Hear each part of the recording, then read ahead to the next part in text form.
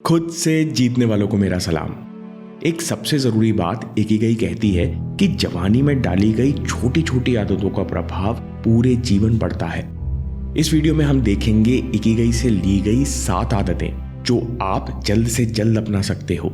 इन आदतों से आपके जीवन में बैलेंस और दिशा मिलेगी, जिससे आप न केवल अपने लक्ष्य को हासिल करोगे बल्कि बेहतर तरीके से करोगे। ये वो आदतें हैं जो ब्लू जोन में रहने वाले लोगों से प्रेरित हैं। ब्लू जोन्स दुनिया के वो क्षेत्र हैं जहां लोग बाकी दुनिया से लंबा, खुश और स्वस्थ जीवन जीते हैं। जैसे पहाड़ों की गोद में बसा इटली का शहर सार्डिनिया। यहाँ पर लोग खुद से उगाए हुए फल और सब्जी खाते हैं, बकरी का दूध पीते हैं और बड़े परिवारों में रहते हैं। दूसरा ब्लू जोन है निकोया पेनिनसुला, कोस्टा रिका। यह शतायु लोगों की संख्या बहुत ज्यादा है। यहाँ के लोग खाने में सेम, मक्का और फल खाते हैं और अपनी कम तनाव वाली जीवन शैली, आपस में मिलजुल कर रहने के लिए प्रसिद्ध है। उसी प्रकार इकारिया द्वीप है ग्रीस में। लोमा लिंडा शहर है कैलिफोर्निया, यूएसए में। यहाँ एक ऐसा धार्मिक ग्रुप है जो अच्छे खान पान और डेली एक्सरसाइज पर बहुत जोर देता है, जिस कारण यहाँ लोग लंबा जीवन जीते हैं। उसी तरह एक ब्लू जोन है ओकिनावा का डिस्ट्रिक्ट। जापान में कुछ द्वीपों का समूह है जिसके लोगों पर स्टडी करके इकिगाई किताब लिखी गई। इस किताब में से मन को जवान और पॉजिटिव रखने के लिए हमने 4 आदतें चुनी हैं और 3 आदतें चुनी हैं शरीर और दिमाग को तेज बनाने के लिए।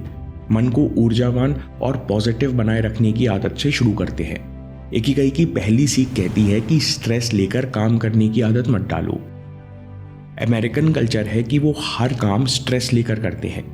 जिम जाएंगे, डाइट करेंगे तो भी चिंता करेंगे, दिन भर कैलोरी गिनेंगे और अगर एक दिन कुछ गड़बड़ हो गया तो और स्ट्रेस में रहेंगे। कुछ नहीं तो पूरा दिन भागम भाग में निकल जाएगा। ये जल्दबाजी और चिंता करने की आदत तेजी से हम भारतीयों के अंदर भी आती जा रही है और ये छोटा छोटा स्ट्रेस असल में साइलेंट किलर है। हाइडेलबर्ग यूनिवर्सिटी में रिसर्च की गई। यहाँ एक युवा डॉक्टर का स्ट्रेस इंटरव्यू लिया गया। फिर उस युवा डॉक्टर का ब्लड सैंपल लिया गया। जांच में रिसर्चर्स ने पाया कि स्ट्रेस के कारण उसका इम्यून सिस्टम एक्टिवेट हो गया है। जब हमारे शरीर का इम्यून सिस्टम एक्टिवेट होता है तो इन्फेक्शन से लड़ने के लिए नए फाइटर सेल्स रिलीज करता है। लेकिन परेशानी ये है कि इस समय कोई इन्फेक्शन या बैक्टीरिया तो है नहीं, तो नए फाइटर सेल्स स्वस्थ सेल को मारने लगते हैं। यानी शरीर ही शरीर का दुश्मन बन जाता है। इसलिए स्ट्रेस को साइलेंट किलर कहा गया है। और इन छोटे छोटे स्ट्रेस के कारण भी लोग जल्दी बूढ़े हो जाते हैं या बीमार रहने लगते हैं या एनर्जी खो देते हैं। इसलिए अगर आपकी भागम भाग वाली जिंदगी है तो हर दिन केवल 10 मिनट जल्दी उठो और सुबह के 5 काम एकदम रिलैक्स होकर करो।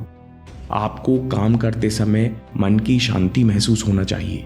जब आपके मन में स्ट्रेस नहीं होता, अंदर से पॉजिटिविटी आती है और ये खुशी जीवन के हर आयाम में दिखती है। अगली आदत जो हम सबको सीखना चाहिए कि हर चीज को परफेक्ट बनाने की कोशिश मत करो, बस फ्लो में रहो।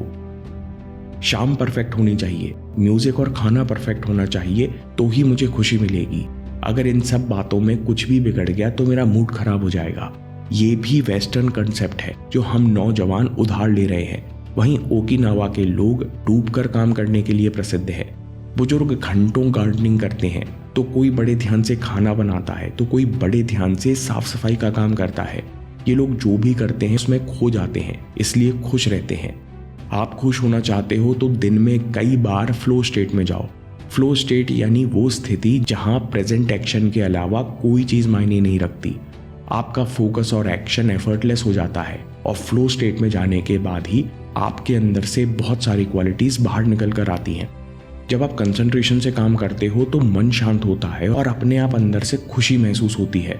अंदर वाइब्रेशन जीवंत हो उठते हैं। जब आप बार बार फ्लो में जाते हो तो ये खुशी आपकी पर्सनैलिटी का हिस्सा बन जाती है।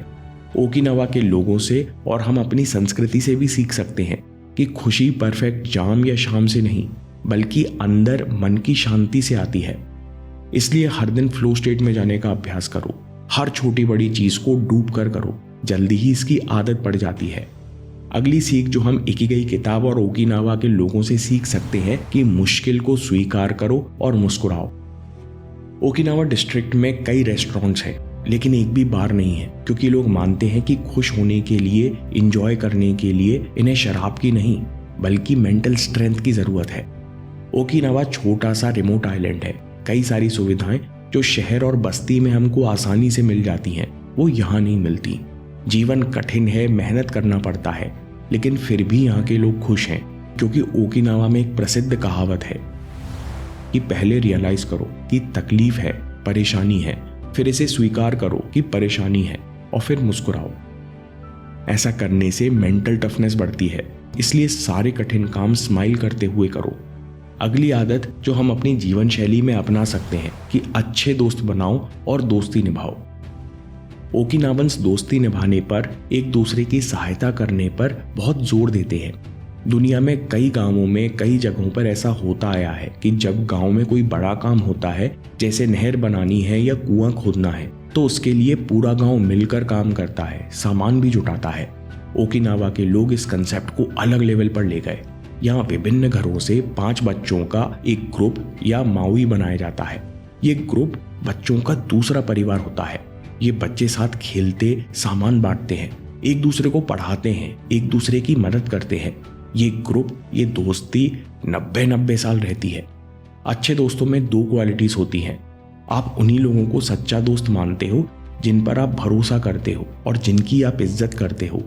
ओकिनावा में कहावत है कि अच्छे दोस्त अच्छी दवाई का काम करते हैं, क्योंकि आप उनसे अपने मन की सारी बात कर सकते हो, जिससे हम डिप्रेशन और स्ट्रेस से दूर रहते हैं, बुरी आदतों में नहीं फंसते। और रिसर्च भी यही कहती है कि जब परिवार और दोस्तों से हमारे रिश्ते गहरे होते हैं, तो हमारे बेहतर और अच्छा जीवन जीने के चांसेस 22% बढ़ जाते हैं। इसलिए आपके पास 2-3 ऐसे दोस्त होने चाहिए जिनसे आपकी सच्ची दोस्ती हो, जिनसे आप मन की बात कर सकें। इन सारी आदतों से आप स्ट्रेस से दूर रहेंगे, आपका मन जवान रहेगा, ऊर्जावान रहेगा, तो भविष्य में आपको कई सारी दवाइयों पर लाखों रुपए खर्च नहीं करने पड़ेंगे। अब 3 आदतें शरीर और दिमाग के लिए। पहली बात जो ओकिनावन्स में प्रसिद्ध है कि पेट भर के खाना मत खाओ।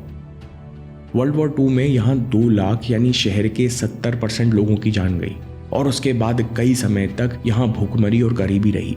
फिर भी ओकिनावा की अगली जनरेशन बहुत स्वस्थ थी, क्योंकि यहाँ लोग कुछ बेसिक नियमों का पालन करते हैं। पहला, हारा हाचिबू यानी पेट 80% तक भरो। जैसे ही आपको लगे कि अभी थोड़ा और खा सकते हैं, वैसे ही रुक जाओ। ये कठिन आदत है, क्योंकि जब आपको खाना पसंद आता है तो हम नियंत्रण नहीं करते। इसको आसान बनाने के लिए आखिर में मीठा स्किप कर दो, खाना चबा चबा कर खाओ। हफ्ते में 2 दिन एक समय फास्टिंग करो, छोटे छोटे बर्तनों में खाओ। इसके अलावा ओकिनावा के लोग शक्कर बहुत कम खाते हैं, और खाते हैं तो वो अनरिफाइंड ब्राउन शुगर खाते हैं। ये छोटी छोटी आदतें आपको जीवन भर एनर्जेटिक और ऊर्जावान रखेंगी। अगली आदत जो हमें जवानी में ही उतारनी है, हर जन्मदिन अपनी फिटनेस को एक लेवल बेहतर करो। ओकिनावा में लोग हाई इंटेंसिटी वर्कआउट नहीं करते, जिम नहीं जाते, लेकिन ये लोग बहुत स्वस्थ रहते हैं, क्योंकि ये लोग बहुत एक्टिव रहते हैं।